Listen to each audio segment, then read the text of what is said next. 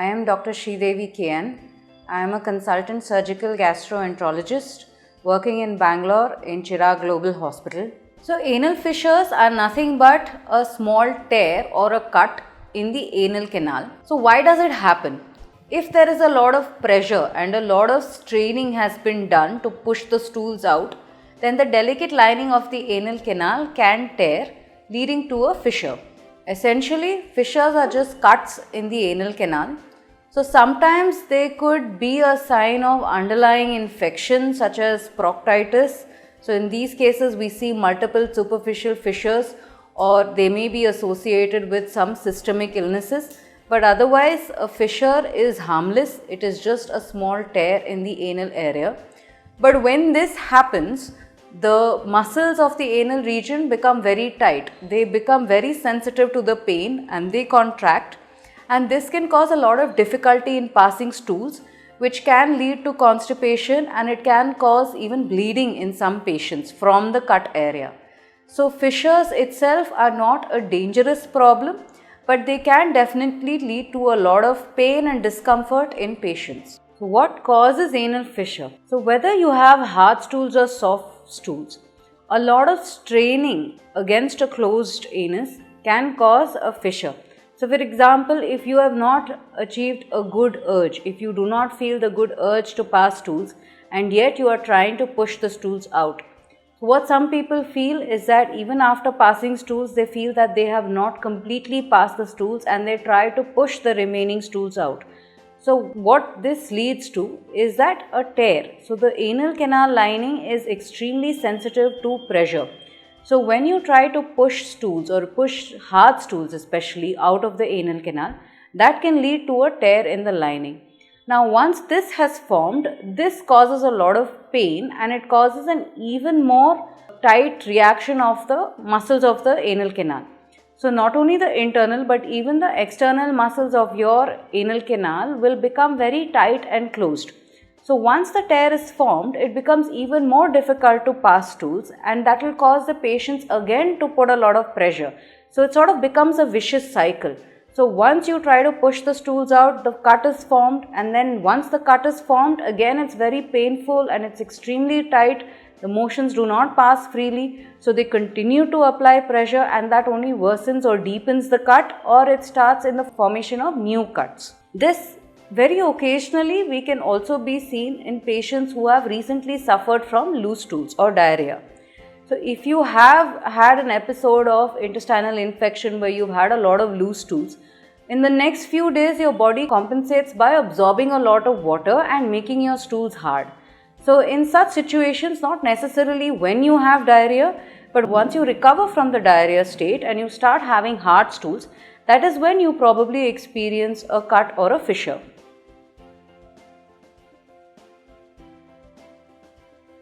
Yes, absolutely it can. But again, these are all not a single thing that will lead to fissure. Not all people who work out or not all people who sit for too long on toilet will develop fissures. That's not how it works. It's a combination of factors. It's a combination of your diet, your lifestyle, your exercise, your food and water intake, and also your own body, your particular anatomy. So some patients are definitely more prone for developing fissures, and this in combination with stress, of course. So people working under different stress conditions with different sorts of diet, different sorts of exercise. So all these things are small factors which add up to leading problems such as fissures. It is not one single thing which is responsible, but a combination of all these elements that can lead to the formation of fissures.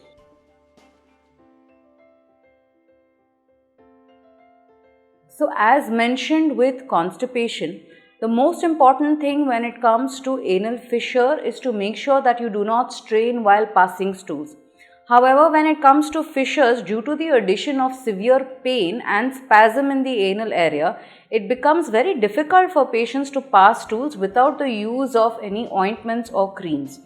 So for patients who have uncomplicated fissures, applying a local anesthetic cream or such as a xylocaine jelly or sitting in warm water immediately after passing stools helps in relieving the pain and swelling there, and also use of good painkillers.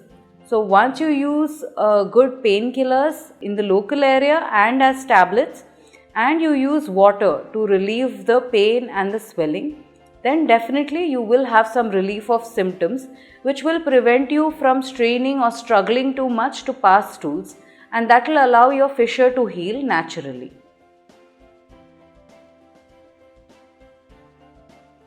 So apart from these home remedies and local ointments, there are certain treatments which cannot be called as surgeries that can be used for the treatment of fissures. One such example is Botox.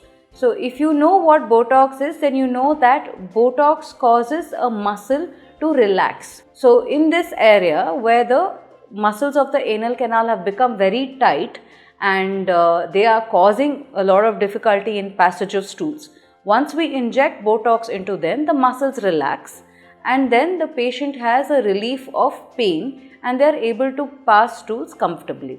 So yes, Botox injections can definitely be used to treat anal fissures, but they may not achieve a complete cure in all patients.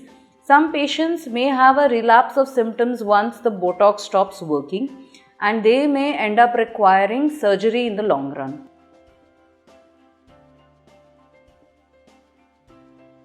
So patients who have failed to achieve a normal anal canal even after all these treatments, if you are somebody who is experiencing the pain of anal fissure repeatedly, in spite of taking good care, in spite of following a good diet, in spite of having a good exercise regimen, you are doing everything right, you have taken all the right medicines, and you still feel that you are struggling with repeated cuts or the same cut opening up again and again, then you are probably somebody who has a chronic fissure.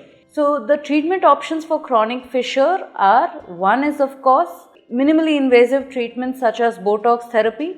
The other sure treatment is surgeries, where we completely remove the fissure along with the fissure bed, with maybe a partial relaxation of your internal sphincter, which will relieve the spasm and help you pass stools comfortably.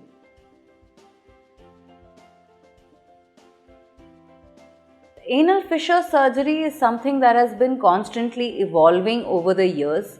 There are multiple options available, from very minimally invasive procedures to normal surgical procedures.